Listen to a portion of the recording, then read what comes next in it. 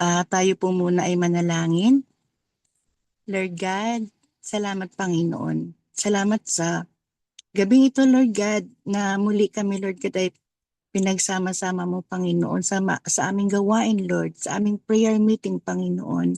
Lord God, salamat na patuloy mo kaming pangunahan sa lahat na aming gawain, Panginoon. Salamat, Lord God, sa gabing ito. At salamat din, Lord God, sa opportunity, Panginoon, na muli, Lord God, ay ako po yung magsishare ng word mo, Panginoon. Lord God, I pray na samahan niyo po ako, yung banal na Espiritu, Panginoon, pangunahan niyo ako sa lahat ng sasabihin ko, sa lahat ng mensahe na Panginoon. I pray, Panginoon, na ano man po, Lord God, yung mensahe mo sa gabing ito sa amin, na magrema po sa buhay namin, Panginoon, at tumimo sa puso namin, sa isipan namin, ang lahat ng mga ito, Panginoon. At yes, Lord, patawarin niyo po kami sa lahat ng mga nagawa naming kasalanan sa iyo, Panginoon. Kami po ay nagpapakumbaba, Panginoon. Patawarin niyo po kami, Lord.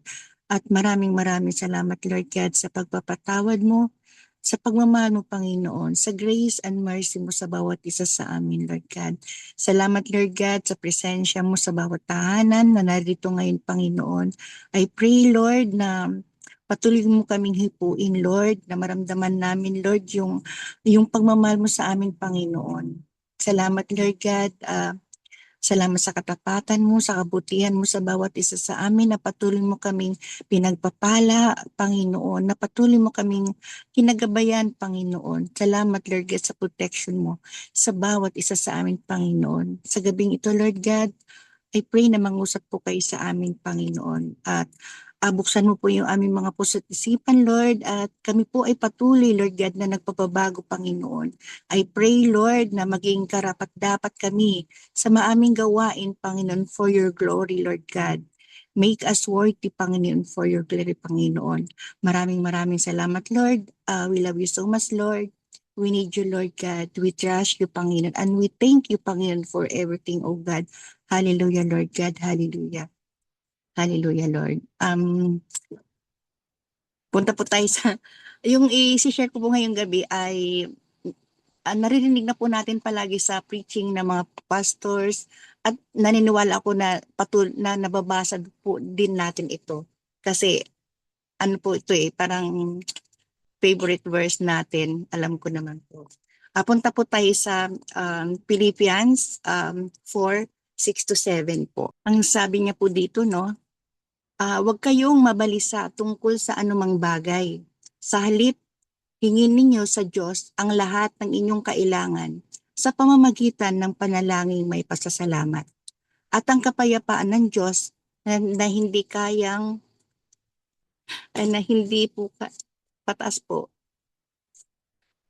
na hindi kayang maunawaan ng tao, ang siyang mag-iingat sa inyong puso at pag-iisip dahil sa inyong pakikipag-isa kay Kristo Jesus. Ano po, no, yung pong pag-aalala sa buhay natin, yung mga worries po, parte na ng buhay natin yun, hindi natin kasi come and go din naman po yung worries natin, no?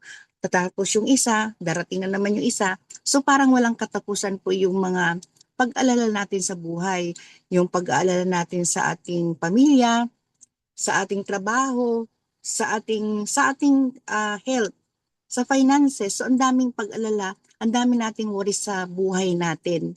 Kaya ang sabi ng Panginoon, 'di ba? Ang lahat ng pag-alala natin sa buhay, kasi madali kasi makapasok sa puso natin yung mga pag-alala. Kasi ano tayo mahina tayo, marupok tayo. So ang sabi ng Panginoon, ang lahat ng mga ito ay ah, ang pinaka ay yung ano lang, ang sagot dito, no, yung panalangin, ang pinakamabisang sagot dito sa mga alalahanin natin sa buhay. So ang sabi niya, kapag inilapit natin sa Diyos ang ating mga alalahanin ng may pasasalamat, ano po yung ibibigay sa atin ng Panginoon? Pinapalitan niya ito ng kapayapaan. Yung kapayapaan, nagbabantay sa ating puso, sa ating isipan, laban sa anumang takot. So, kapag ipinagkatiwala natin sa Panginoon yung ating mga pag-alala, Ang sabi niya, 'di ba, bibigyan niya tayo ng kapayapaan, yung kapayapaang nanggagaling sa kanya na hindi tayo dapat matakot. Bakit tayo matatakot? Kasama natin ang Diyos. Kapiling natin siya, kakampi natin siya. Kaya lahat ng worries natin, ipagkatiwala lang natin sa ating Panginoon kasi naniniwala ako na patuloy niya tayong sasamahan, na patutuloy niya tayong gawin kung ano man yung mga alalahan natin, kung ano man yung mga problema natin, mabigat, magaan man ito, kung ipagkatiwala natin sa Panginoon, nang may pananalangin at pasalamat, naniniwala naman ako na yung kahit gaano kabigat yung mga pag-alala natin sa buhay natin, yung kapayapaan na nais natin na makakamtan natin kasi idinulog natin sa Panginoon yung ating mga alalahanin. So, lagi lang po tayo magdasal kasi yun naman ang gusto ng Panginoon, di ba? Keep praying. Manalangin tayo sa Kanya. Naniniwala ako na kapag tayo ay patuloy na nanalangin sa Kanya, siya yung patuloy na gumagabay sa bawat isa sa atin. So kung ano man yung mga pinagdadaan natin, naniniwala ko na lahat ng mga ito mapapagtagumpayan natin. Kasi ipinagpasalamat natin sa Panginoon eh. Kaya naniniwala ko na lahat ay makakamtan natin yung kasagutan. Makakamtan natin yung kapayapaan na kahit ang dami nating problema sa buhay natin, yung kapayapaan na nanggagaling sa Panginoong Hesus, makakamit natin. Kaya pagkatiwalaan natin ang Diyos, pagkatiwalaan natin yung kanyang kapangyarihan, yung kanyang pagmamahal sa atin. Kaya ang sabi niya, di ba, hindi niya tayo iwan, hindi niya tayo pababayaan. Kaya panghawakan natin yung mga salita niya. Panghawakan natin ang lahat ng mga sinasabi niya sa Bible. Kasi ang dami niyang pangako sa bawat isa sa atin. Panghawakan natin ang lahat ng mga ito. Naniniwala ako na ano man yung pinagdadaanan natin, lahat mapapagtagumpayan natin kasi kasama natin ang Diyos. Kasama natin si Jesus Christ. Kaya mga kapatid, naniniwala ko na itong verse na to palagi nating naririnig. Pero iba-iba po yung rema sa atin sa buhay natin kung ano ba yung pinapahiwatig ng Panginoon sa atin dito sa verse na ito. Pero sa akin kasi na ano very confident ako na lahat ng mga pinagdadaanan ko sa buhay, no, ano man ito mabagaan, mabigat, kasi ipinagkatiwala ko sa Panginoon.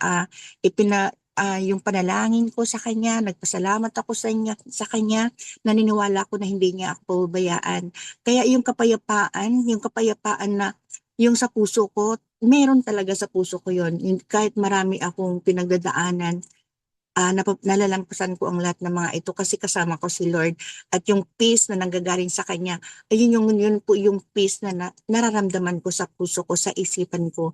Kaya salamat sa salita niya, naniniwala ako na kapag tayo ay patuloy na nagtitiwala sa ating Panginoon, na patuloy nating ipinagkakatiwala sa Kanya ang lahat po ng bagay sa buhay natin, mapapagtagumpayan natin at lahat po makakamit natin sa Kanyang paraan. Kasi 'di ba ang Lord, alam niya ang lahat ng bagay na makakabuti para sa ating lahat.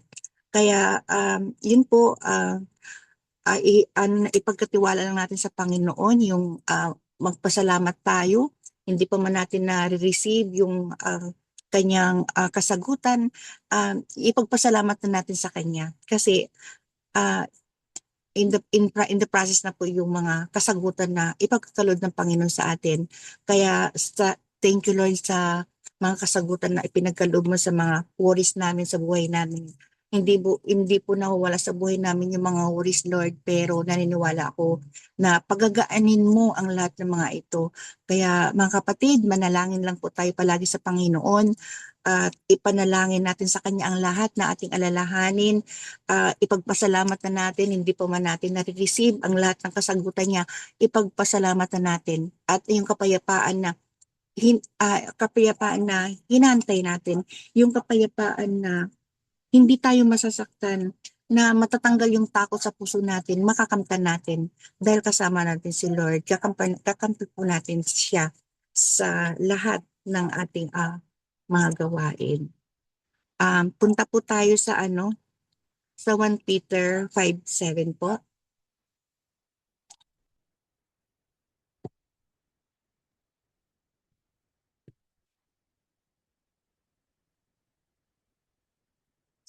Dito po sabi niya, ipagkatiwala ninyo sa Kanya ang inyong mga alalahanin sa buhay sapagkat siya ang nagmamalasakit sa inyo. Dito po no, madalas tayong ah, ano man yung mga season sa buhay natin, mabigat, magaan, madalas tayong nabibigyatan sa mga alalahanin natin sa buhay. Ngunit ang Panginoon, lagi lang siyang bukas palad na naghihintay sa atin um, na ipasa sa Kanya ang lahat ng mga yun. So ipagkatiwala natin sa Kanya kung ano man yung mga problema natin, sa Kanya natin idulog. Kasi ang Panginoon lang naman yung kasama natin. Kaya ang Panginoon kasi totoong nagmamahal sa atin sa atin, totoong nagmamahal sa atin. So kung ano man yung ating mga problema, pinagkatiwala sa Kanya, naniniwala ako na ah, kasama natin siya, dadamayan niya tayo na yung siya yung nais siya yung magiging ano natin, kakampi natin sa lahat ng mga pinagdadaanan natin, no? Ngunit ang sabi ng Panginoon, siya ay nagmalasakit sa atin, siya yung damayan niya tayo sa bawat takot, yung pag-alala na pinagdadaanan natin.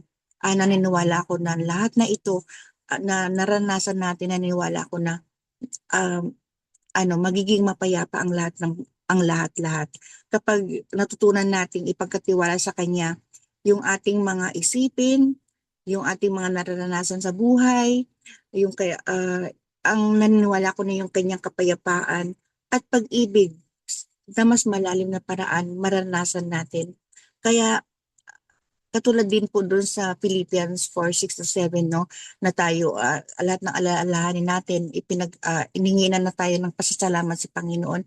Dito rin po inano tayo na lahat ng kabigatan natin sa buhay ipagkatiwala natin sa Kanya. Ipagkatiwala natin ano man ito. Naniniwala ako na ang lahat mapagtagumpayan natin ito. Kasi ano man yung season sa buhay natin ngayon, naniniwala ako na ang Panginoon, may maganda siyang gagawin sa buhay ng bawat isa sa atin na patuloy um, na nagmamahal sa atin. Kaya ano man yung pinagdadaanan natin, no, ano lang, magtiwala lang tayo sa Panginoon. Manatili lang tayo sa Kanya. Pagkatiwalaan natin yung mga pangako niya sa atin, naniniwala ako na ano man yung pinagdadaanan natin, naniniwala ako na ang lahat ay may kaayusan na ibibigay ng Panginoon sa atin. Na aayusin niya ang lahat ng mga ito na kaya magkakaroon tayo ng kapayapaan sa puso. Kaya lahat po ng ating alalahanin sa buhay, ipagkatiwala lang natin sa Panginoon kasi siya lang naman po yung kasagutan po ng lahat ng mga ito ay nasa Panginoon po. Hindi po natin kaya mag-isa, kailangan natin si Lord. Kailangan natin siya sa buhay natin. Hindi natin pwedeng sabihin na malakas ako, matalino ako, mayaman ako, kaya ko lahat. Hindi po. Hindi po natin kaya. Kahit mayaman pa tayo, kahit matalino tayo, hindi po natin kaya yung yung mga problema natin. Kailangan pa rin natin ng Panginoon na siya nagbibigay sa atin ng kalakasan. Siya ay nagbibigay sa atin ng kalakasan na mapagtagumpayan natin ang mga ito. So, ipag-pray lang natin na samahan niya tayo palagi, na hindi niya tayo iiwan, hindi niya tayo pabayaan. Kasi yun naman po ang pangako ng Panginoon sa atin, di ba? So, ipagkatiwala lang po natin sa Kanya yung lahat. Lahat-lahat ng mabigat sa ating mga puso, sa ating mga buhay. Ipagkatiwala lang natin sa Kanya. Kasi siya yung magbibigay sa atin anong tawag nito? Yung kasagutan ng lahat, yung kapayapaan na hinahanap natin po, makakamit po natin. So yun po yung ano ni Lord sa atin na ano man yung pinagdadaanan natin, ipagkatiwala lang po natin sa Kanya. Kasi siya lang naman po yung tanging makakasagot sa lahat ng mga. Siya naman talaga yung nagbibigay sa atin ng way para kung ano man yung mga ito mapapagtagumpayan natin kasi siya yung ating kalakasan. Siya yung nagbibigay sa atin ng lakas, siya yung nagbibigay sa atin ng siya yung may kapangyarihan para kung ano man yung um, mga alalahanin natin ay maging maayos po ang lahat. Salamat sa salita ng Diyos. Punta po tayo sa sa Kawikaan 16:3. Kawikaan po. Sabi niya po, punta po tayo sa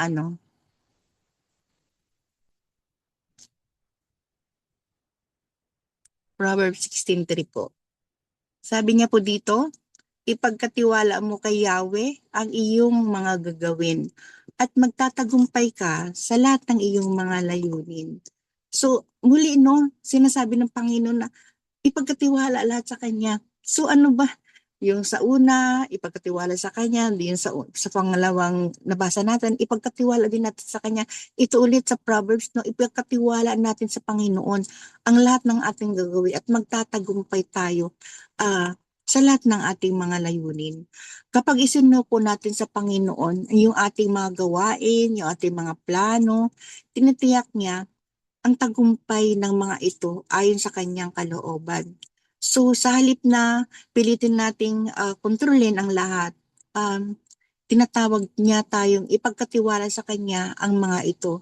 Imbis na magsikap ng mag-isa, yung kinakaya natin, ang sabi ng Panginoon, tayo ay tinatawag na isuko sa kanya ang lahat. Sa kanyang paggabay, doon natin matatagpuan ang tunay na kasiyahan at kaganapan. So dito, grabe yung pangako ng Panginoon sa atin na ipagkatiwala lang natin sa kanyang lahat dahil siya yung bahala, siya yung kasagutan ng lahat. Kaya naniniwala ako na kapag tayo ay patuloy na nagtitiwala sa Panginoon, huwag tayong ano man yung nangyayari, ano man yung mga problema natin, ano man yung naranasan natin sa buhay natin, huwag tayong matakot dahil ang Panginoon kasama natin. So, ang sabi niya nga, di ba, siya yung gagabay sa atin na matatagpuan natin sa Kanya yung tunay na kasiyahan at kaganapan. So, grabe yung yung pangako ng Diyos sa atin, yung kasiyahan at kaganapan, grabe talaga. Na kapag meron ito sa atin, ano man yung mga problema natin, ano man yung mga iniisip natin, lahat magiging maayos ang lahat. Kasi ang Lord po ay mahal na mahal niya tayo, na hindi niya tayo iwan, hindi niya tayo pabayaan, na patuloy siyang ano man yung mga pangangailangan natin. Siya po yung patuloy na nagbibigay ng kaganapan ang sa lahat ng mga ito. Kaya maraming maraming salamat sa mga salita ng Diyos na nagpapalakas sa atin. Naniniwala ako na ang Panginoon na kapag tayo ay patuloy na nagtitiwala sa Kanya, na patuloy na nanampalataya sa Kanya, naniniwala ako na ang Lord ay kasama natin at hindi niya tayo iwan ni pababayaan man. Kasi yun po yung pangako niya sa bawat isa sa atin. Kaya salamat sa mga salita ng Diyos. Salamat Lord sa gabing ito. I pray Lord na ano man po yung mensahe mo sa amin sa gabing ito, magrema po sa buhay namin, tumimo sa buhay namin, Panginoon. Salamat, Lord. Thank you, Lord, or glory to God po. Ito po yung salamat po. Tayo po ay manalangin ulit. Ihanda na po natin yung ating communion para sa communion po natin.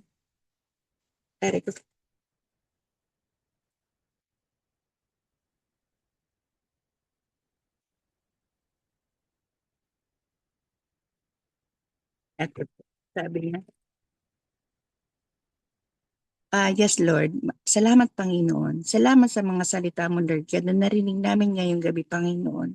I pray, Lord, na ang lahat na ito, Lord, tumimo sa aming mga isipan, sa aming mga puso, Panginoon. Salamat, Lord God, sa patuloy na pagmamahal mo sa amin, Lord, na yung tunay na kapayapaan, Panginoon, na kapayapaan nagagaling sa iyo, Panginoon, ay patuloy naming maranasan, patuloy naming maramdaman, Panginoon. Thank you, Lord, sa patuloy na pagyakap mo sa amin, sa pagmamahal mo po sa amin, Panginoon. Thank you, Lord, sa katapatan mo, sa kabutihan mo po sa bawat isa sa amin, Panginoon. I pray, Lord, na patuloy mo kaming pagharian, O God, in Jesus' name.